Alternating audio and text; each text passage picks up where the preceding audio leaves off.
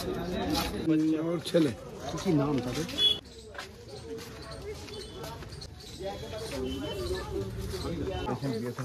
তাদের কাছ থেকে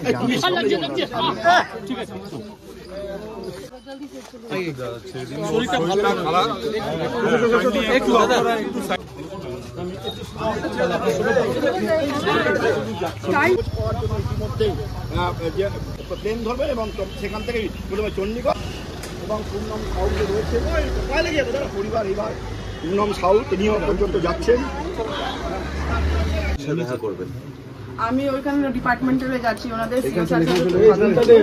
সিএসআর সাথে যদি আমি কোনো রেসপন্স না পাই তাহলে আমি দিল্লি দরওয়াজা খটখটাবো। কালকে যারা বিএসএফ এর এসেছিলেন কি বললেন? শুধু আশ্বাস দিয়ে গেলেন? হ্যাঁ, ওনারা শুধু এটাই বলছেন কাজ চলছে, টেনশন নিন না। আমার বর 6 দিন থেকে আমাদের ইন্ডিয়াতে নেই, একটা দুশ্মনের এরিয়াতেই আছে। আমি কি করে চিন্তা না করি? ওনারা শুধু একটাই কথা বলছেন चिंता मत कीजिए, चिंता मत कैसे। ठीक है, मानते हैं पूरा देश मेरे पति के लिए लड़ रहा है, सब कोई लड़ रहा है, लेकिन मुझे क्या रिजल्ट मिल रहा है आप लोग ये तो बताइएगा मुझे। कोई हमको कोई रेस्पॉन्स नहीं दे रहा, जिसके लिए मेरा प्रेगनेंसी अवस्था में मुझे इस कंडीशन में मुझे यहाँ से निकलना पड़ रहा है कि क्या हो रहा है वहाँ पे, क्या कार्रवाई चल रही है।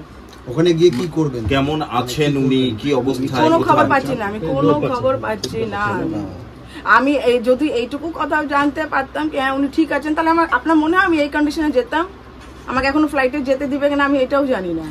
বলছি গভর্নমেন্টের ভূমিকা নিয়ে কতটা আপনি আশাবাদী? দেখুন, গভর্নমেন্ট এখনো তো আমি যতটা শুনতে পাচ্ছি কি এখনো আমার সেন্ট্রাল ওইখানে খবর যায়নি এটা।